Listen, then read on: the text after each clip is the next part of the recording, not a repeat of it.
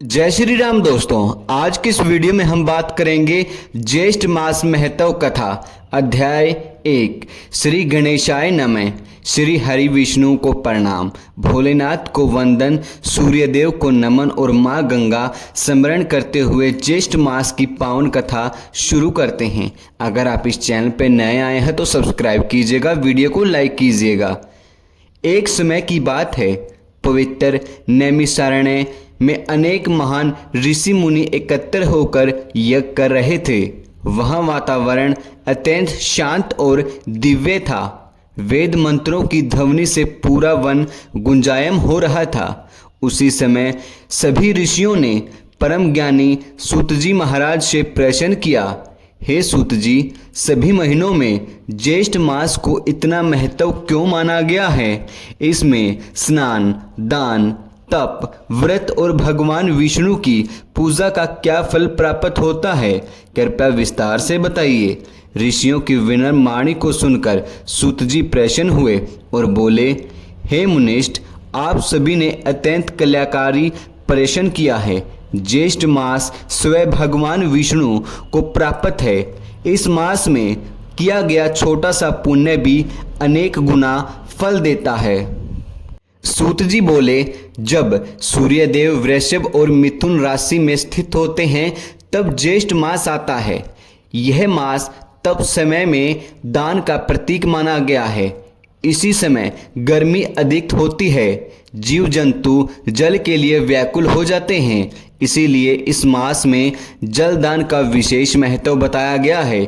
उन्होंने आगे बताया, जो मनुष्य श्रेष्ठ मास में प्रातःकाल पवित्र नदी, सरोवर या कुएं के जल से स्नान करता है, भगवान विष्णु का स्मरण करता है और दिन दुखियों को जल, फल, वस्त्र और अन्न का दान देता है, उसे सभी पाप नष्ट हो जाते हैं।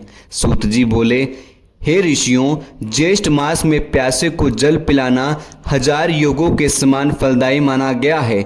जो व्यक्ति राहगीरों के लिए प्याऊ लगवाता है, मिट्टी के घड़े में शीतल जल भरकर रखता है, वह भगवान नारायण की विशेष कृपा प्राप्त करता है। अब मैं आपको एक गरीब ब्राह्मण की कथा सुनाता हूँ।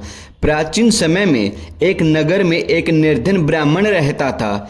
वह अत्यंत गरीब था, लेकिन भगवान विष्णु का परम भगत था। ज्येष्ठ मास आने पर उसने सोचा, मेरे पास धन नहीं है, मैं बड़ा दान कैसे करूं? फिर उसने प्रेम पूर्वक एक मिट्टी का घड़ा खरीदा और उसमें शीतल जल भरकर मार्ग में रख दिया। आने जाने वाले पथिक उस जल को पीकर तात्पर्य होने लगे।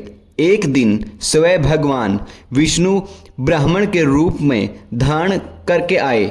उन्होंने जल पिया और प्रसन्न होकर बोले, हे ब्राह्मण, तुम्हारा यह छोटा सा सेवा कार्य अत्यंत महान है। तुमने निस्वार्थ भाव से प्राणियों की सेवा की है, इससे तुम्हारे सभी दुख दूर होंगे। कुछ समय बाद ब्राह्मण के घर सुख समृद्धि आने लगी और उसका जीवन आनंदमय हो गया। सूत जी बोले, हे ऋषियों, ज्येष्ठ मास हमें दया, सेवा और दान की शिक्षा देता है। इस मास में किया गया परोपकार सीधा भगवान विष्णु तक पहुंचता है। इसीलिए प्रत्येक मनुष्य को अपनी शक्ति अनुसार जल दान, अन्न दान और भगवान विष्णु का स्मरण अवश्य करना चाहिए। बोलो श्री हरि विष्णु भगवान की जय हो, गंगा मैया की जय हो। दोस्तों, अगर आपको यह कथा पसंद आई है तो चैनल को सब्सक्राइब कीजिएगा, वीडियो को लाइक कीजिएगा और प्लीज़ इस वीडियो को ज़्यादा से ज़्यादा शेयर कीजिएगा।